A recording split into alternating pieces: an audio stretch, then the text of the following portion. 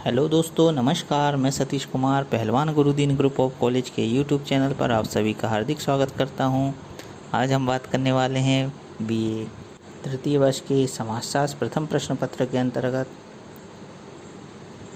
Durkheim के सामाजिक एकता के सिद्धांत के बारे में। अगर अभी तक आपने हमारा चैनल सब्सक्राइब नहीं किया है तो कृपया चैनल सब्सक्राइब करें, लाइक करें, कमेंट करें, शेयर करें और नीचे दिए गए बेल आइकन को क्लिक करना ना भूलें ताकि नए नए वीडियोस की नोटिफिकेशन आप तक आसानी से पहुंच सके। आइए दोस्तों, शुरू करते हैं।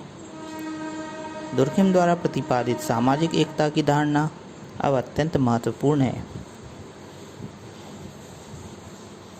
उनके पहले भी अनेक सामाजिक विचारकों जैसे प्लेटो, अरस्तु, Adam Smith, Saint Simon, Comte, Spencer, Mill आदि इस विषय पर अपने विचार प्रकट कर चुके हैं, लेकिन दुर्खिम ने अपने सिद्धांत को एक नवीन स्वरूप में प्रस्तुत किया है और इसकी सत्यता को प्रमाणित करने के लिए सामाजिक जीवन के अनेक तथ्यों व आंकड़ों को संकलित किया है।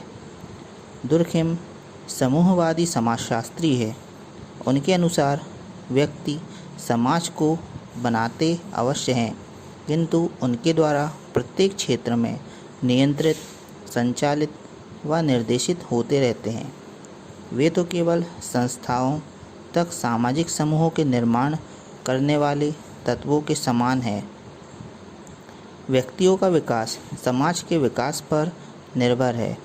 समाज का विकास उनकी एकता में अथवा सुदृढ़ता में निहित है।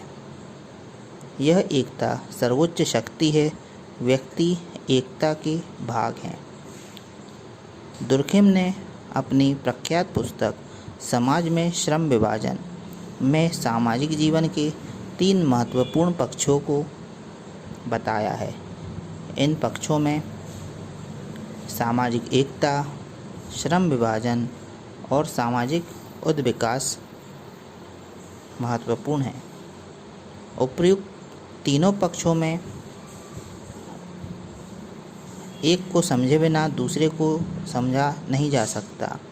अर्थात कह सकते हैं कि यह तीनों एक दूसरे से जुड़े हुए हैं। समाज में रहने वाला प्रत्येक व्यक्ति अपने स्वतंत्र व्यक्तित्व के अनुसार कार्य करता है, किंतु वह दूसरों को हानि पहुंचाने वाले कार्यों को करने से डरता है या फिर वैसी इच्छा नहीं करता है। इस प्रकार सामाजिक जीवन में सामूहिकता तथा व्यक्तिवादिता दोनों धारणाएं प्रवाहित होती है।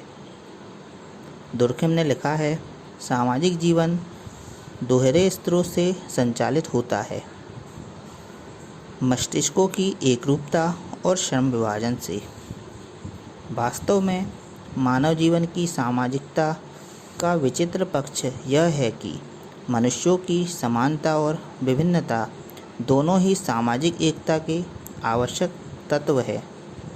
एक प्रकार की व्यवस्था के अनुकूल अपने व्यवहार को नियंत्रित करके क्रियाओं की सादृश्यता प्रकट करना ही सामाजिक एकता है।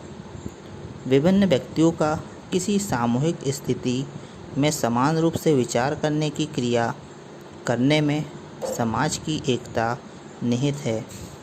समान शारीरिक तथा मानसिक अवस्थाएं जहां मनुष्यों को एकीकरण की ओर ले जाती है, वहां उनमें तनाव तथा स्पर्धा भी उत्पन्न। मनुष्यों में जब तक एक दूसरे के प्रति आकर्षण या लगाव नहीं होता, तब तक वे निकट आने की आवश्यकता नहीं समझते हैं। आकर्षण सभ्यता में भी है, किंतु इस बात से इनकार नहीं किया जा सकता कि विचित्रता अथवा भिन्नता में अधिक आकर्षण होता है। शारीरिक भिन्नता ही स्त्री पुरुष को एक दूसरे के निकट आने को बाधित करते हैं। इसी प्रकार कार्यों की भिन्नता, जिसे सामाजिक श्रम विभाजन कहा जाता है, मनुष्य को एक दूसरे के निकट आने और मिलकर कार्य करने को बाध्य करती है।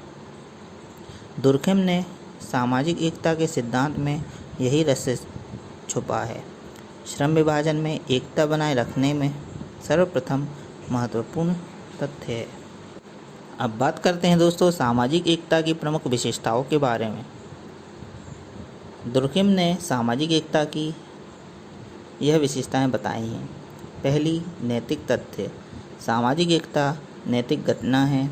इसमें व्यक्तियों के नैतिक विकास की अभिव्यक्ति होती है। सर्वश्री A.K. सिन्हा और क्लोस्टरमायर ने इस संदर्भ में लिखा है कि सामूहिक एकता व्यक्तियों के नैतिक विकास की अभिवृद्धि है। यह व्यक्तियों को आत्म अनुशासित बनाती है।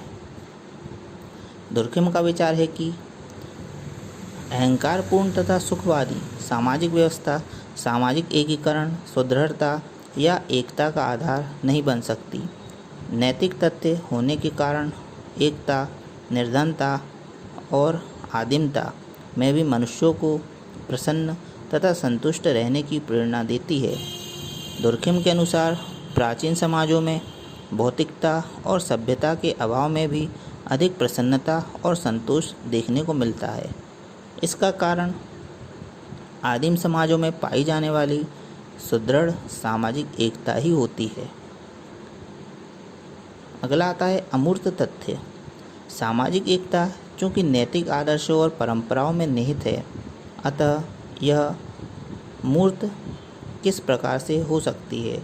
इस प्रकार एकता को ना तो देखा जा सकता है और ना छुआ ही जा सकता है। इसे तो समाज के सदस्यों की मानसिक स्थिति के आधार पर केवल अनुभव किया जा सकता है। अगला आता है सामाजिक स्वास्थ्य का प्रतीक। चूँकि सामाजिक एकता सामूहिक चेतना की अभिवृत्ति का प्रतीक होती है, इसलिए सामाजिक एकता के द्वारा व्यक्तियों को मानसिक संतुष्टि का धैर्य प्राप्त होता है। यही कारण है कि सदस्य बुरी परिस्थिति को भी सहन करने के लिए तैयार रहते हैं। यह समाज जिसमें सामाजिक एकता का अभाव पाया जाता है, वह समाज अस्वस्थ रहता है। कहने से अभिप्राय यह है कि सामाजिक एकता सामाजिक स्वस्थता का प्रतीक होती है। अगला है गतिशील तथ्य। सामाजिक एकता सदैव एक सी स्थिति और स्वरूप में नहीं रहता। जनसंख्या और श्रम विभाजन के स्वरूप से सामाजिक एकता के स्वरूप तथा परिणाम में भी परिवर्तन होता रहता है। दुर्खिम ने स्वयं स्वीकार किया है कि श्रम विभाजन की प्रकृति के अनुसार ही सामाजिक एकता का स्वरूप भी परिवर्तित होता है। अगला आता है मापन कठिन। सामाजिक एकता नैतिक, अमूर्त और गतिशील होने के कारण ठीक प्रकार से मापी नहीं जा सकती। इस प्रकार किसी समूह की सामाजिक एकता का अनुमान कर लेना बहुत कठिन कार्य है। सच तो यह है कि सामाजिक एकता अनेक तथ्यों से प्रभावित होती है। जैसे पाकिस्तान के दिसंबर 1971 में आक्रमण के समय भारत की स्थिति बाहरी तौर पर बड़ी असंगठित और अव्यवस्थित थी, किंतु आक्रमण होते ही सारा देश, सारी जनता, सारे राजनीतिक दल एक होकर खड़े हो गए। स्वयं भारत के शासक, नेता व जनता इस आकस्मिक एकता के परिणाम को देखकर चकित रह गए। इस प्रकार सामाजिक एकता ना तो पूर्वानुमान लगाया जा सकता है और ना ही इसकी माप की जा सकती है। इसलिए सामाजिक एकता व गतिशील नैतिक तथ्य है जो स्वयं में अमूर्त तथा गुणात्मक होती है। सामाजिक एकता का अनुमान लगाना अपेक्षाकृत रूप से कठिन है। इसे सामाजिक एकता की अभिव्यक्ति के रूप में परिभाषित किया जा सकता है। तो दोस्तों, आज हमने चर्चा की दुर्खिम के सामाजिक एकता के सिद्धांत की तथा उसकी विशेषताओं की। आपको यह वीडियो कैसा लगा कमेंट बॉक्स में अवश्य लिखें। नए वीडियो के साथ मैं आपके समक्ष पुनः उपस्थित हूँगा। तब तक के लिए नमस्कार, धन्यवाद।